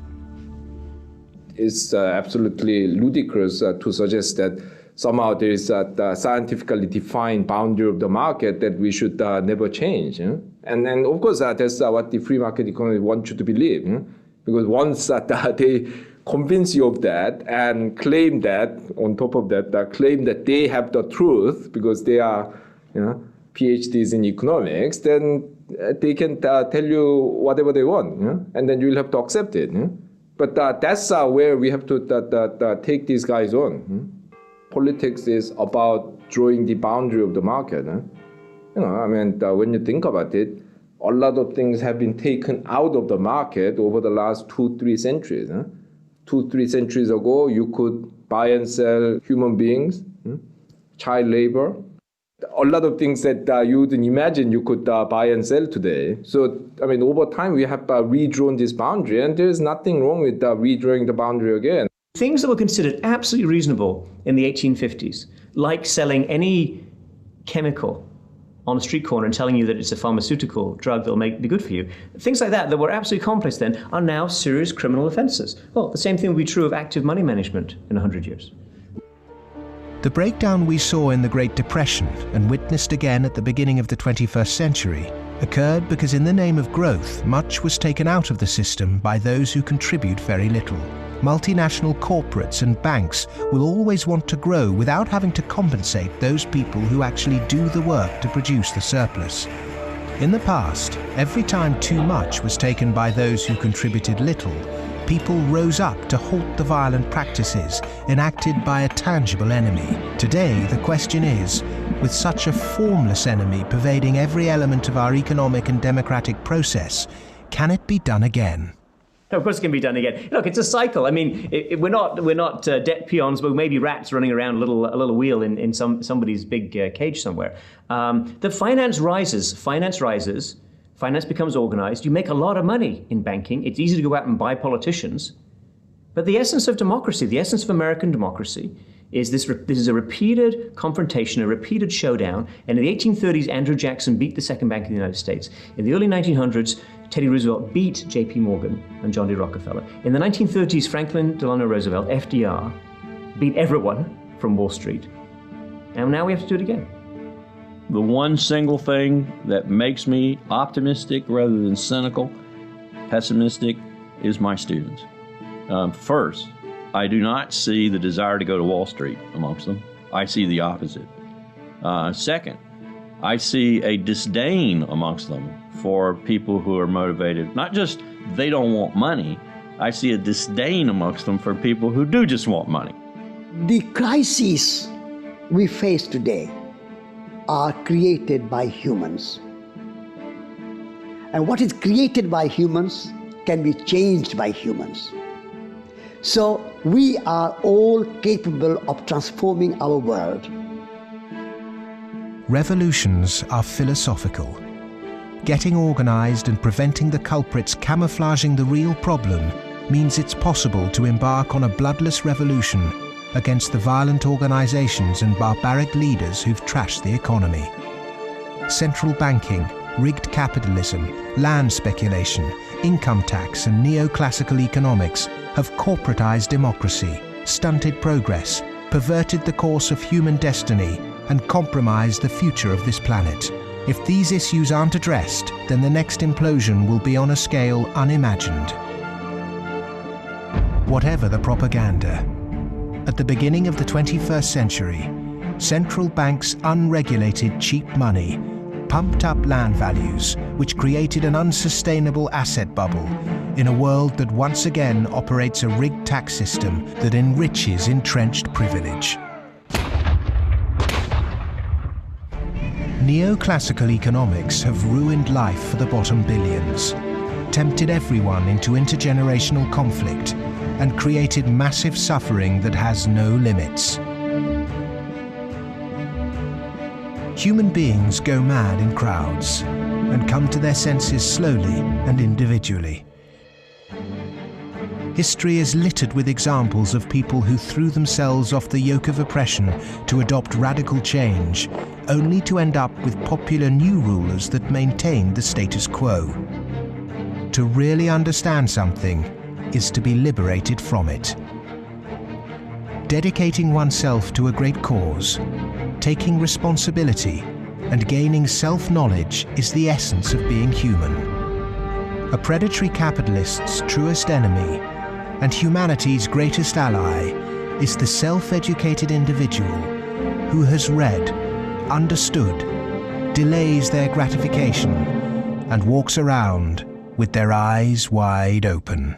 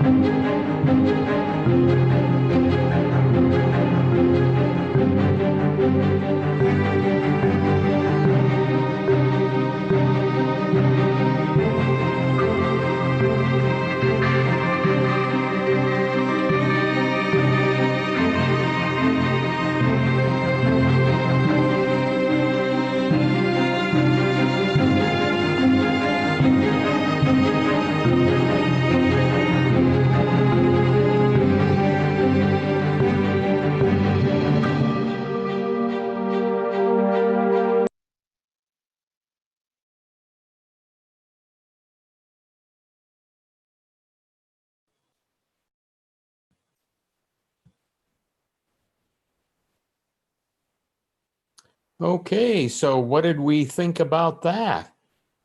Pretty spectacular, I think, huh? Anybody have any comments?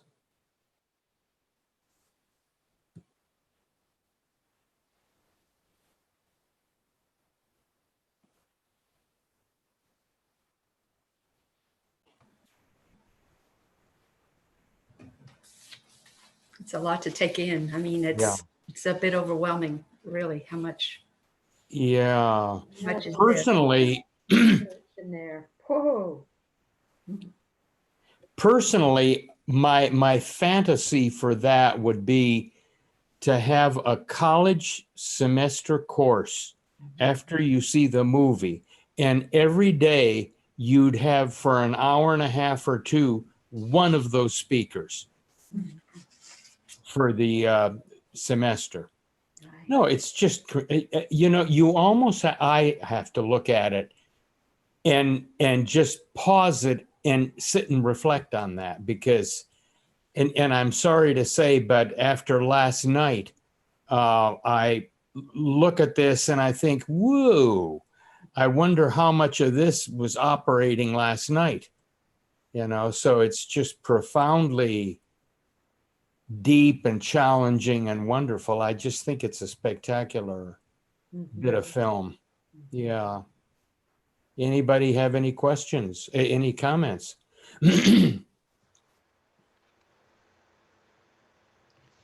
I'm not sure if I am muted or not. Can you hear me? Yes.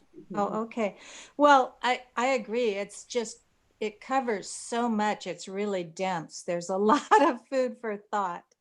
And one question I had was, when they say neoclassical, are they talking about neoliberal? Is that the same thing? Well, I don't think it's classic. Yeah, I mean, he mentioned all of the thinkers, so it's not in today's left and right thing. It's not that at all. It's those speakers that he mentioned, those half dozen speakers, I think. Any other opinions? Well, I had that same question, because he says people can self-educate about the classical economist. So there is a distinction between these neoclassical economists. Yeah. There's two schools there, at least. Yeah. So what was one thing that you took away from that you want to maybe further study?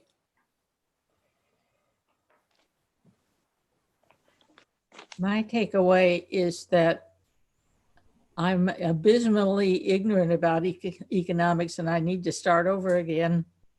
Yeah. And learn what each of these things are that he's talking about. How money is created. He passes over that quickly, and I don't understand it. Yes. And I need to learn all those basic things. Yes.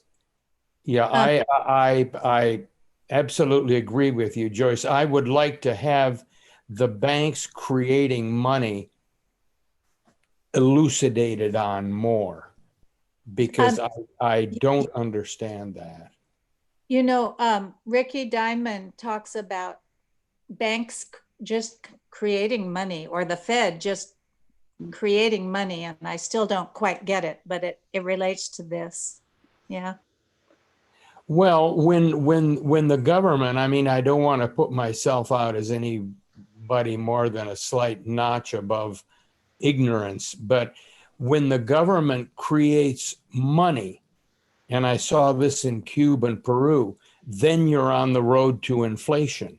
Yeah. You know, and so that is just unbelievable. When I was in Cuba, things went from, 1 unit today to 5 units tomorrow to next week 20 units, and people just couldn't buy stuff. And I had a friend when I was growing up who was in Germany in the 30s, and he talked about taking money literally in wheelbarrows, and they wanted to paper his room, and they went down and they looked at the cost of wallpaper, and they decided it was cheaper to paper his room in money. So that's what they did. All the old Deutschmarks with swastikas on them, they papered his wall with money. So that's a little bit of that. So I think, again, I'm no expert, but yeah. So I liked Richard Wilkerson or Wilkinson. He was one of the guys talking about rethinking progress. I mean, just totally reconfiguring it in our own minds. And I've been such a fan of a program that was on the BBC, which was called Lark Rise to Candleford. Did any of you see that? It's a series. No. Well, it's available in your local library, Lark Rise to Candleford. And it's based on the diary of a woman in sort of the beginning of the Industrial Revolution in England, but it's in a rural area. And she she tells about the life in her small village and the closest town. And it's so much, people have so much less, and they're so much calmer, and they are not using the earth's resources. It's before the arrival of the railroad even to their part of England. And I just, in watching it, I always feel like I could go back there instantly. I could drop every single item that I have, consumer item that I have that is not essential to my actual physical existence. I would still need food, I would still need clean water, and I would need a roof over my head and a couple of sweaters, a sleeping bag, but other than that, and I could go back so easily to that. And then the other person I really love is Satish Kumar, who is the head of the Schumacher College in England, based on, and it's named after E.F. Schumacher, who wrote Small is Beautiful, and which is a great book. That's but one of my favorite quotes of all time is from Satish Kumar, and he said, real poverty is not the problem on this planet. Great wealth is the problem. Poverty is the solution to all of our problems on this planet. By poverty, he meant, living life as we see it in second world and third world communities, where we think their standard of living is so much lower than ours. But they're happy. Like if you've ever, and I'm sure most of you have observed this when you've traveled, like in Mexico, you go by those houses and they're just falling apart, and they hardly have anything, but they've got a few palm trees in the front yard, and everybody's happy, and they're sitting there. I mean, I don't know if they really are happy all the time, but every time I would buy, they seemed a lot more relaxed and happy, and they had like nothing. Yeah, but because of multi-corporate multinationals, that has changed a lot. Yeah.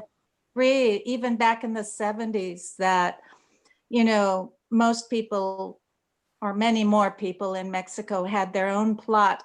They had a sustainable lifestyle where they could grow their own food. Yeah, exactly. Yeah, they had that little milk pot, in the front yard, and probably in the back too, growing the corn and their corn and their beans and whatever, and that's all they needed. Yeah, now it's different, but that I do. Way out of living closer to the earth is, I think, what we're missing. Yeah. Oh. Colleen, yeah, go ahead.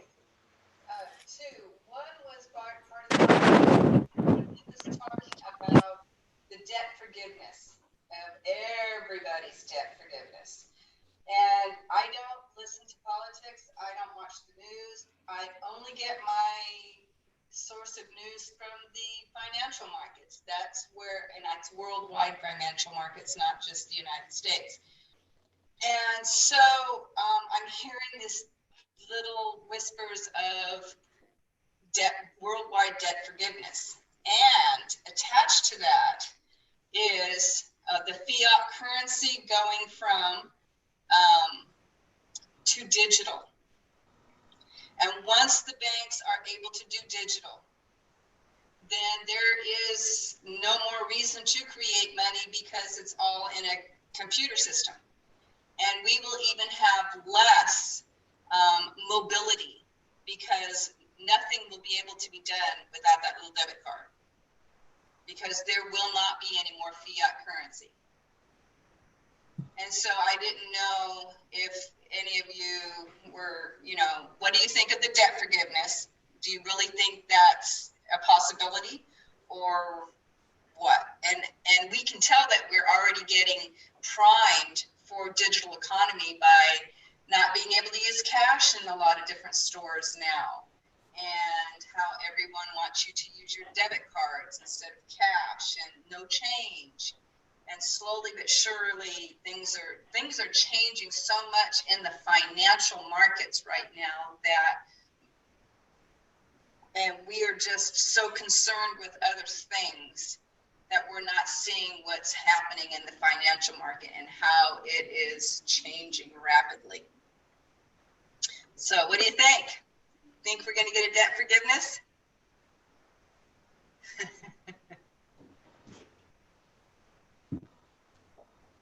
No, I found that after looking at this, there's so much things that I want to research. And when I first saw it, I went in and looked at Germany's thing in 48 and read a considerable amount of material. And I'm still not sure that I really understand it. But there was a whole body of commentary on what they said in one sentence, and this is just full of those kind of things. That's why I think that a college course with each of those gentlemen is or lady, was there a female? Yes. Speaker giving lectures. I think that would be pretty awesome. Yeah. But again, like they say, this is not even tangential what you're going to see on the 5:30 news. There's never any reference to that. And so I just don't know. I think maybe the fact that they say that the banks own the media and that's how that works, and that's why things are not brought up, why these topics are not brought up. I'm continuously amazed that what's his name from MIT, Noam Chomsky, is never, and I want to say never, on any topic like the Sunday whatever, he is never a guest or a panelist on any show. Except for Democracy Now! Well, no, that's the only one, but he's never on it. And if I don't think he's even been on 60 Minutes, but if it is, then it's to bring him up as kind of a quirky, strange kind of a person who has these weird ideas. Yeah, Can I add? I'd like to add something.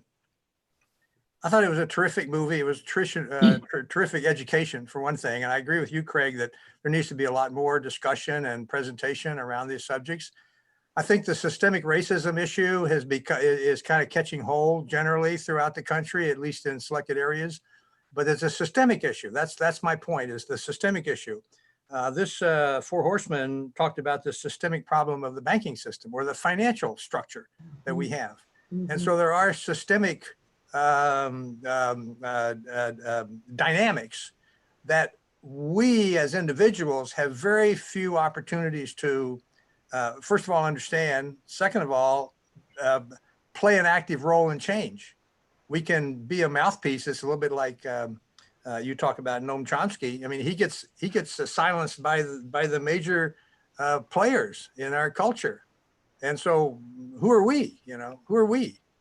But I do think there are a few things taking place, and I think organizing and slowly moving ahead. Well, let me back up one more thing. I thought the climate change issue is one that we're pretty comfortable, and I would say comfortable with, we pretty well understand, I think.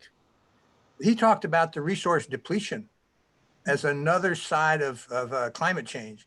I thought that was a great insight as far as I was concerned, and we're not paying enough attention to that at all. Anyway, I want to go back and say that I think our likelihood of making some progress is going to be on localizing, because I think what's happened with the financial structure is globalization. And I just say localized versus globalized. I mean, that's my kind of shorthand. But to the extent that we can try to convert to co-ops, local ownership, or employee ownership, or getting rid of corporate structure. I look at Cal-Am, but that's my thing. But I think there's an angle on public banking. I think there's an angle on we can pursue in various areas that we need to begin to think about how we might change things, not how we might complain about things. I just think we need some time and some dialogue opportunities on what can we maybe change. That's where I'm left. Yeah. Well, again, I recommend to everybody that you read Ricky Diamond's book, Screwnomics, which does give you a little overview of what is classical economics and then what we're doing and what could happen in the future, the kinds of thing that George is talking about. It gives a little bit of that for those of us who know very little. It's done rather lightly, but it helps. And we will be having a program about her later on. Yeah. Right. And it gets into gender a lot more. Well, yeah, and it isn't even, it is gender, but not only gender, it's also minorities. Anybody who's not in the upper power structure gets screwed, as she puts it. Yeah. Mm-hmm.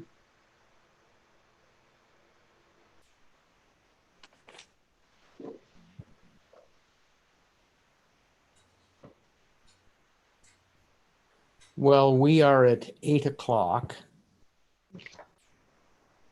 So, Catherine, do you want to?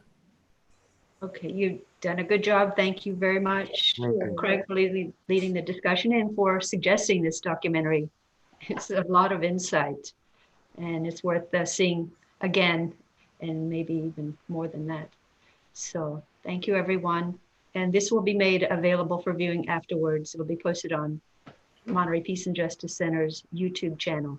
And I'll send that to you, Joyce. You can put it in the peace calendar. Okay. And the entire movie is on YouTube. So it's there to see, and then you can stop it and pause it and reflect. Say, oh, okay. Rather than letting it fly by you. Right. Yeah. Well, thank you, guys. Thank you. Thank you. Thank you. Thanks all. Good night. Night. Thank you. Bye-bye. Greg.